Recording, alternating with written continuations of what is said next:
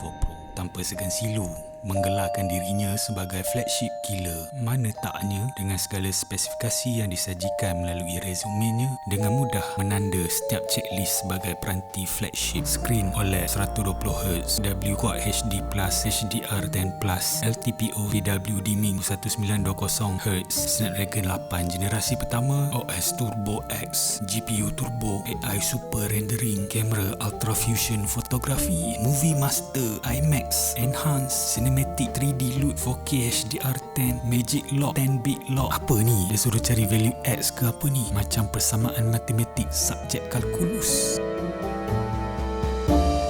Korang nak aku teruskan ke? Segala spek flagship mak nenek dalam kepala otak kau tu ada dekat phone ni, ataupun boleh rujuk dekat ruangan description. Aku akan list down all the spec. Kerana itulah magicnya dengan menggunakan term-term saintifik dan nombor-nombor besar berunsurkan teknologi untuk memukau sesiapa sahaja yang lemah, terutama yang dangkal nafsunya. Berkilat sungguh panel belakang dia ni. Oh no. Aku dah terpukau dengan Eye of the Muse. Aku harus berfikiran rasional dan waras dalam review ni. Aku perlu kuat. Aku takkan terpukau dengan mudah. Baiklah, cerita dia macam ni. Aku rasa dari segi performance, penggunaan harian top notch melalui Honor Magic UI 6 berlandaskan Android 12. Skrin lengkunya mungkin bukan kegemaran ramai, tapi pada aku benda ni bukanlah satu isu besar sebab phone ni sebenarnya agak sedap untuk dipegang, dipeluk dan digenggam. Bab skrin memang tip-top, refresh rate LTPO yang dicanang beraksi dengan cemerlang, ditambah pula dengan teknologi MEMC, di mana teknologi MEMC ni akan menambah frame menggunakan frame interpolation untuk memperlihatkan pergerakan yang lebih smooth dan kurang motion blur, especially kalau kau tengok video sukan yang memerlukan frame rate yang tinggi.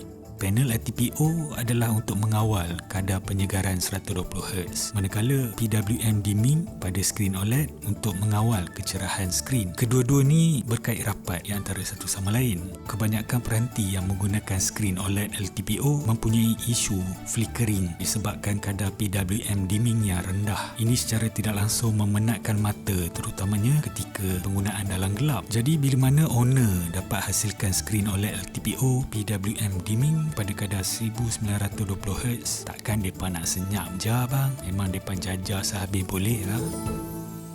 Aku tak nak sentuh sangat bug gaming sebab aku rasa chip Snapdragon 8 generasi pertama ini seperti biasa ganas diranjang. Soal panas tu bukan benda baru. Semua model flagship yang menggunakan chip Naga berkepala 8 generasi pertama akan rasa bahang kegarahannya, walaupun ada yang pakai cooling chamber lah. Chip yang power akan mengeluarkan haba.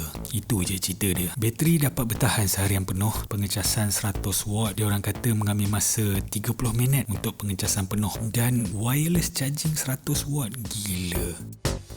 Bab kamera pula, secara keseluruhannya Honor Magic 4 Pro ini memiliki 4 sensor ultra wide 13mm. Kita ada kamera utama 1x pada 23mm dan telefoto 3.5x pada jarak focal 90mm.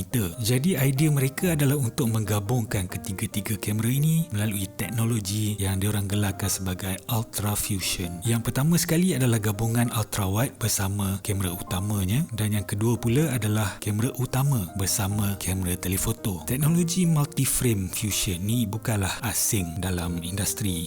Samsung sudah lama mengadaptasikan teknologi kamera fusion ini, yang mana mereka menggabungkan kamera utama dan kamera telefotonya untuk mendapatkan keupayaan zoom 100 kali space zoom, sampai kau sendiri pun tak perasan waktu zoom tu adakah kau guna telefoto atau hanya digital crop. Kaedah multi-frame ni lebih kurang sama je macam teknik stacking bertindan-tindan, yang mana kamera utamanya mengguna pakai kaca lens yang lebih berkualiti, membenarkan resolusi cahaya yang lebih tinggi berbanding dua kamera yang lain. Nampak macam indah je kan, tapi masalahnya kedudukan kamera adalah berbeza antara ketiga-tiganya. Jadi bila digabungkan dua frame melalui dua kamera yang berbeza kedudukannya, ini akan menyebabkan pertindihan piksel kerana orientasi yang tidak sama. Jadi kat sini diorang akan perbetulkan dihasilkan melalui proses distortion correction, color calibration dan juga edge smoothing, di mana perubahan koordinat pixel itu akan disusun semula. Jadi nampak macam dah settle kan. Tetapi apabila ada penambahan proses, image processing perlu bekerja dengan lebih. Maknanya masa memproses pun adalah lebih lama, menyebabkan buffering dan illusion kamera yang lag, sama juga macam kamera Samsung. Okey, tak apalah, mungkin benda ni terlalu remeh untuk dibangkitkan pasal aplikasi kamera rasa berat apa semua. Cuma yang tahu pengguna tu sendiri je. Bila dia tunjuk hasil gambar yang cantik di social media, yang lain-lain tu boleh tolak tepi. Last kali orang nak tengok hasilnya, itu je yang paling penting. Serabut lah Mamat ni, banyak bunyi lah. Kau pergi buat phone sendiri lah. Okey, boleh? Bak sini duit, aku pergi buat. Yes, pada waktu siang, kameranya beraksi dengan cemerlang, brightly lit, good exposure dari segi details, dynamic range. Tapi dia punya white balance memang lari jauh, way off. Gambar portrait, pisahan subjek dengan latar belakang adalah kemas.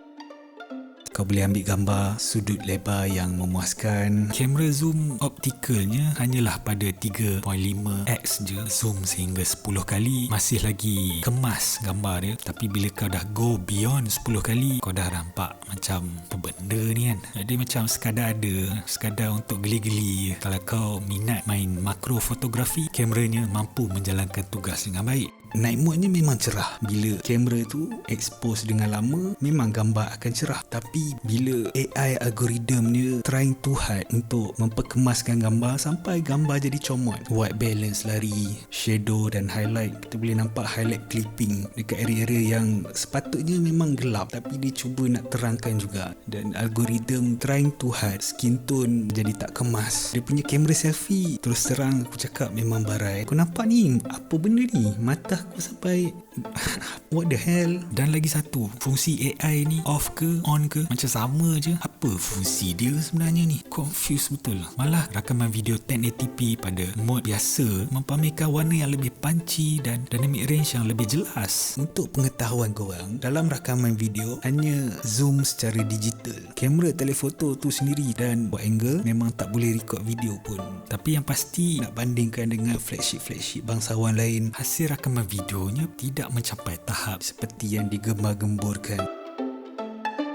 Maybe kau boleh pergi ke kedai, try sendiri dia punya kamera, mungkin kena dengan cita rasa kau. Kalau harga dia around 2000-ish, 3000 lebih sikit, mungkin boleh dimaafkan lah, macam Realme GT2 Pro. Tapi pada tanda harga RM3,999 atau senang cerita RM4,000, aku tambah sendirilah RM1 tu, adalah sukar untuk aku berikan justifikasi gelaran flagship gila untuk tahun ini. Dia tak cukup gila, kendati pun begitu.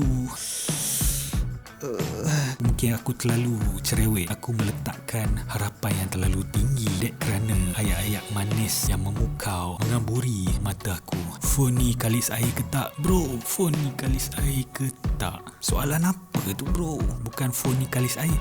Air tu yang kalis ke tak phone owner ni? Bateri 4600 mAh mungkin biasa, tapi pengecasan 100 watt berwayar maupun tanpa wayar. Skrinnya yang sangat hebat, kualiti binaan yang tip-top, speaker yang cemerlang, prestasi dalaman bersama Honor Magic secara tidak langsung mengembalikan nostalgia dan kerinduan pada peranti Huawei yang sudah lama kita tinggalkan. Tekan butang subscribe sebagai tanda sokongan. Aku Bartman, I'll be back.